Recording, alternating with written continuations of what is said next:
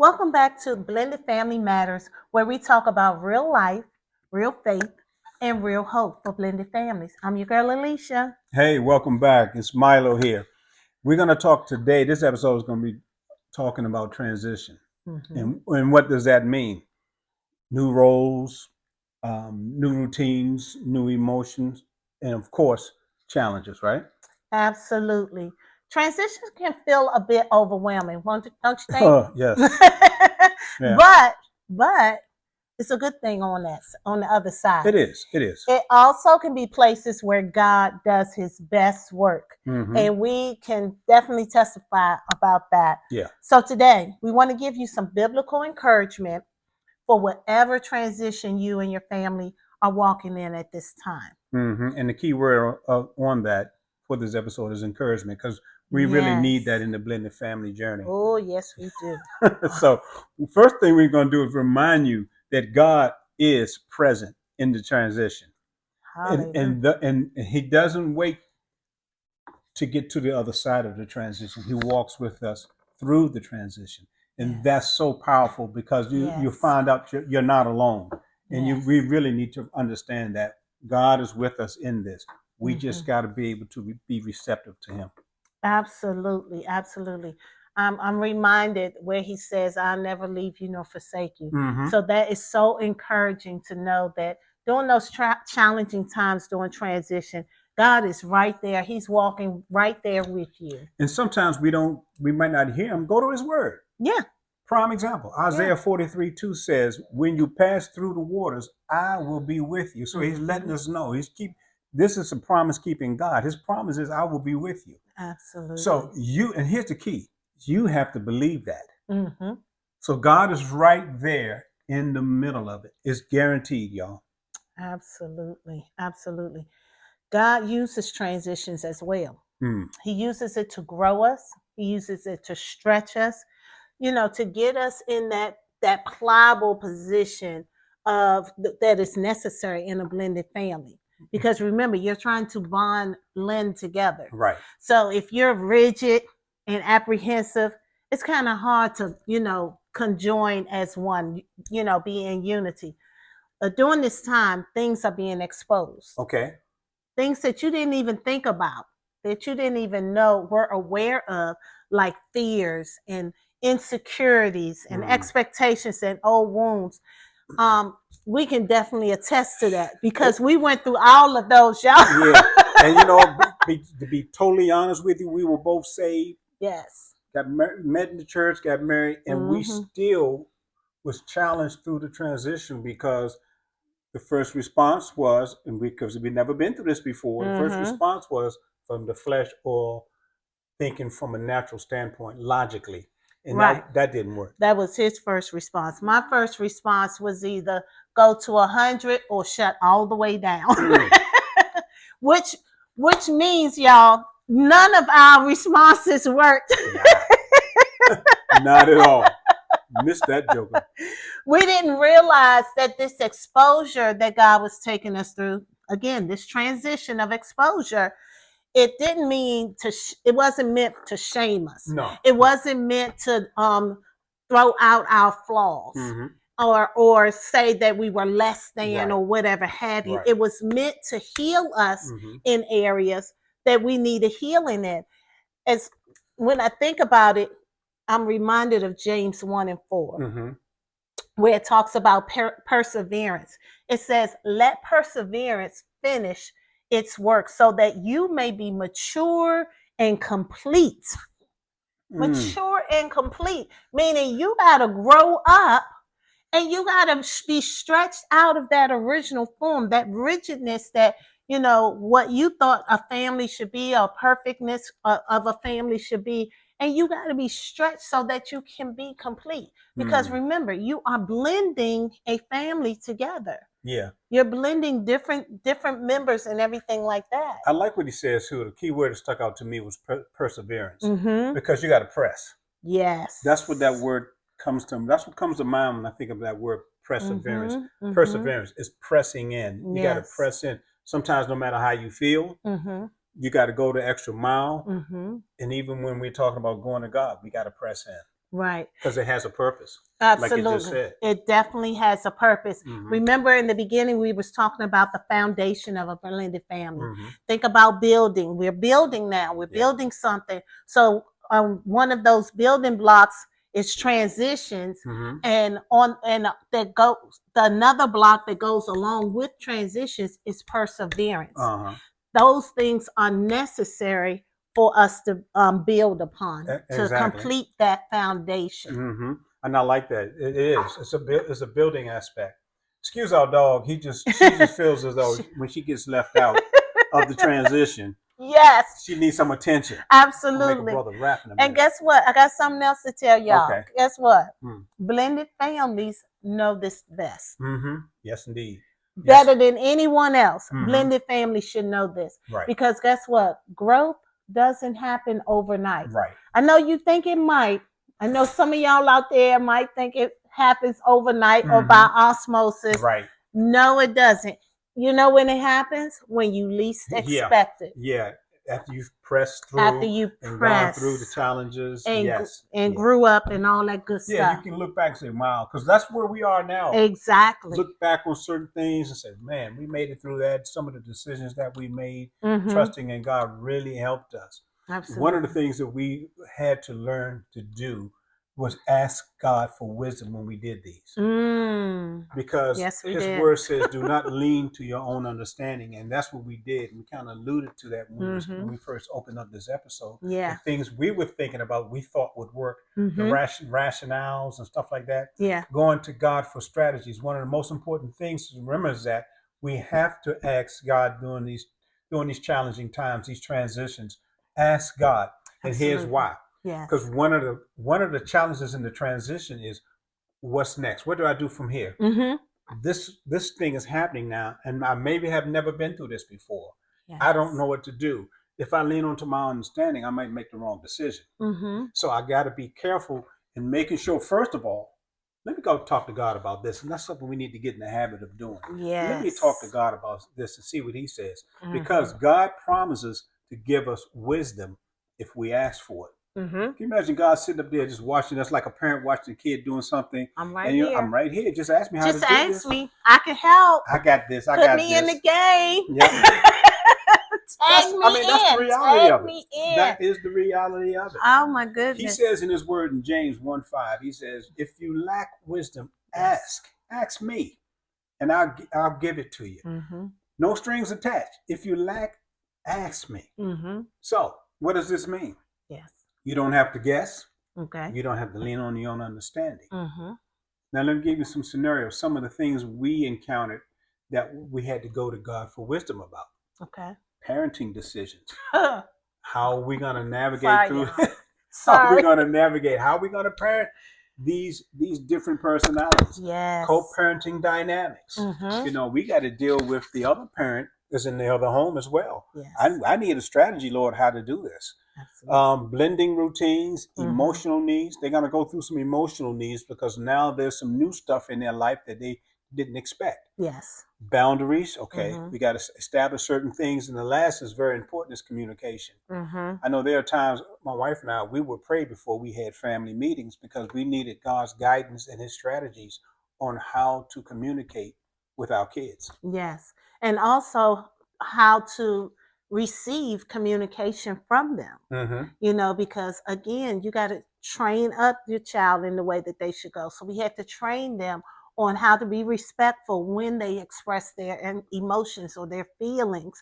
That co-parenting dynamic, we both had different type of upbringings. So our parent dynamics was different, if you will. So we had to start talking about those things and coming into agreement on how we wanted to do parenting together. One thing we got to realize, and he says it in his word, when we ask him for wisdom, he doesn't just give it to us. He gives it to us generously. You know how when you might just give a little bit here, a little bit there. He said, I'll give it to you generously. That's encouraging, y'all. Yes. So he ain't going to trickle it down to you. That's right. Here you go. He going to give you an overflow. That's right. Because he's a generous guy.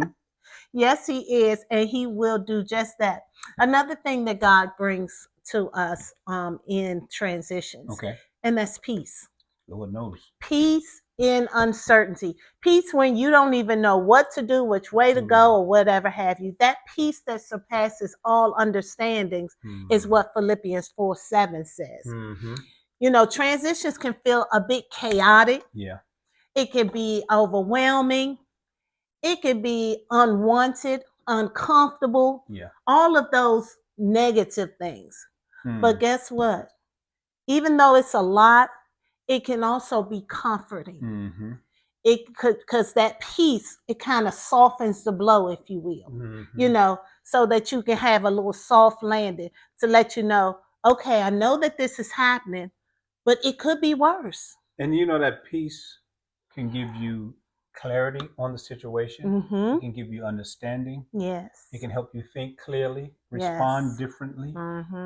You know, when you don't have peace, a lot of times you respond from the flesh. You respond from emotions. And then you're not even hearing God. So as you get that peace, you can hear Him clearly, and the things that He directs us to do, we can implement them. Absolutely. Because you know, that peace that God gives us, it's that kind of peace that don't even make sense. I call it, I always say, it's the peace that the world can't give us. That's right. Because you know, the peace that the world gives us is transactional, it's conditional, it's limited. Right. But the peace that God gives us is unlimited, it's unconditional. Right. And it's not transactional. It's something that is always going to be there. Back to seeking Him. Yeah. We have to seek Him first. Yeah. You know, it's that peace that reminds you that, remember, I said I will never leave you nor forsake you. Right. Right. Even though you're going through all of this, I'm still right here in the midst. I have not left you. You're not alone in this. And that's something important that especially blended families need to understand when you're going through these transitional periods, that you're not alone. You're not the only family going through this craziness. Yes. Yes. Even though we thought we were. Yeah. Yeah. Absolutely. And it's a couple of things that came to mind when you brought that up, when we look at that word peace. One is, it's not going to fall on you. It might not come easy. When we talk about peace, sometimes you got to press in. Yes. You got to really press into God's presence. Lean on in there. Yes. Because if we keep staying where we are, we won't get it. That's right. And then the other thing is not just pressing in, but fighting for some peace. You got to create those opportunities where you can get that peace. I know when we were in that smaller home, you know, we had talked about those times of peace, because you would be in the house we had a daycare in the home, and I would be on the road doing service work. When I got home, I wanted some peace. And initially we had a struggle with that, but we sat down and talked about it. What we said was, when I come in, I would get a break and get myself calm down. The kids would go, she get herself together. This is one of the things, one or two we're talking about. Little nuggets of fighting for peace and pressing in to get that peace. When you said that, I was reminded of one time where the house was chaotic. The kids was in an uproar. We were in an uproar, and I literally had to go outside. I was like, Lord, I didn't leave or anything, but I stepped outside on the front, and I just called out to God. I said, God, I need peace right now. Yes. I was like, I just need some peace in my spirit. And that's where that peace that surpasses all understanding comes. It's within. It's not something that you go and be like, oh, give me, you know, I'm going to watch this for a minute, or I'm going to do this. It's a peace within, because now I'm connecting with the Father. I'm connecting with Him spirit to spirit, as to say, okay, I need you to help me in this moment. This moment right here needs a little more peace. And that's the fighting and the pressing aspect. Yes. Look, I got to press to get out this door, to get this peace, to get back in here. So absolutely. Yes. So one of the things when we talk about peace, we talk about that piece of encouragement. Also, the strength. Yes. God has a desire to strengthen families. What that entails is leaning on Him. So I'm talking about God's strength. As a blended family, what we found out in our journey was God strengthened us as we leaned on Him. The more we leaned on Him, the stronger we got, because His word says and his strength is made perfect in our weakness. Understanding that this is a weak moment. So God, I have to lean on you. I need your strength. So his word says in Psalms 46:1, God is our refuge and our strength. So he's that place we can go to, like you did when you stepped outside. That refuge, he's that place we can go to, but also he's that one that strengthens us. And the thing about that is, it's not, and it shouldn't be a last resort. We made that mistake, y'all. Yeah, it shouldn't I got another story. But here's the thing. Nuggets that can help to remind you to seek him first, as he said in his word. Yes. His kingdom and his righteousness. When we're going through certain things, seek him first. Yes. And I would even say, pray over your family when you get up in the morning. That'd be one of the first things you ought to pray over. Yes. God starts giving you the strategies and the mindset on how to navigate through things that he might even give you a heads up. This is going to happen when you get home. Right. So I want to prepare you for it. Yeah. When you do that, you set the tone. You set the atmosphere. You're not being a thermometer. You're being a thermostat. Absolutely. So you're setting the temperature of your household when you do that. But I want to go back to where you said about the scripture, where God is our refuge and our strength. And he's not our last resort. He should be our first resort. And you'll remember this. Okay, when we first got married, guys, our desire was to have all of our children in the house with us. Did we consult God? No, not at all. We were figuring this is a good thing. There's no need to consult him about it. He'll agree. We didn't consult God. We didn't get any counsel. We didn't even ask the kids how they felt about it. Okay? This was just a Milo and Alicia fantasy.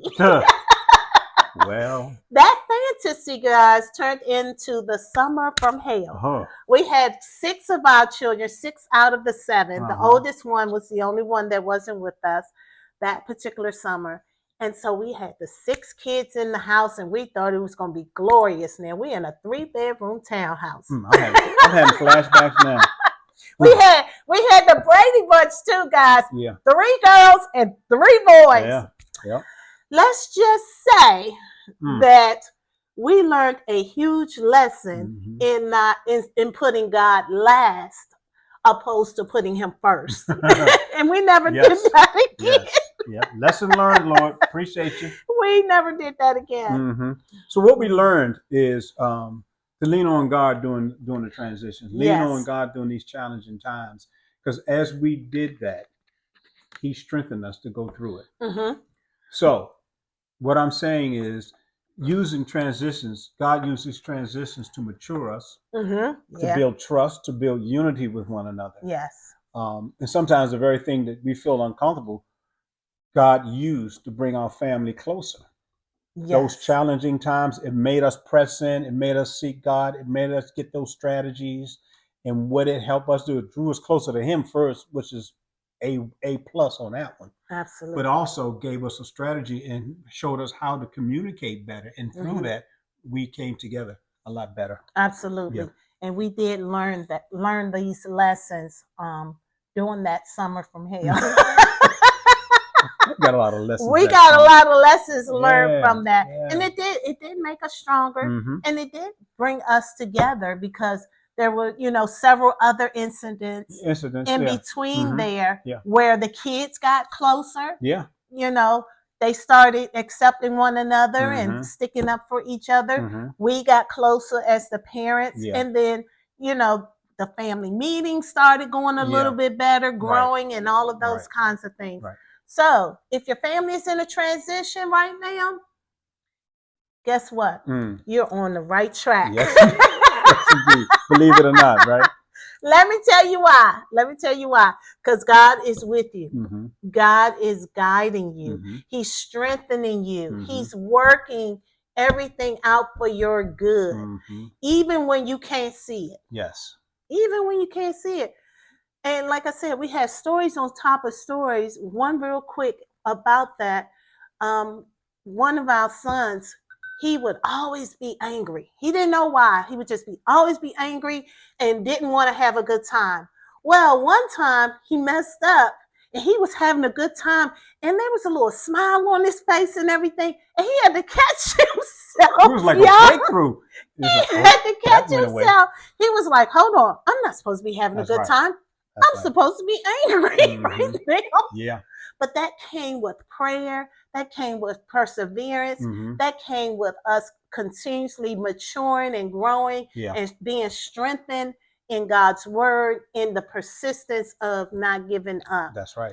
So no, go ahead. Go ahead. You want me to go? I got a soul. You want me to do my soul? So. Okay, he tried to take my soul, y'all.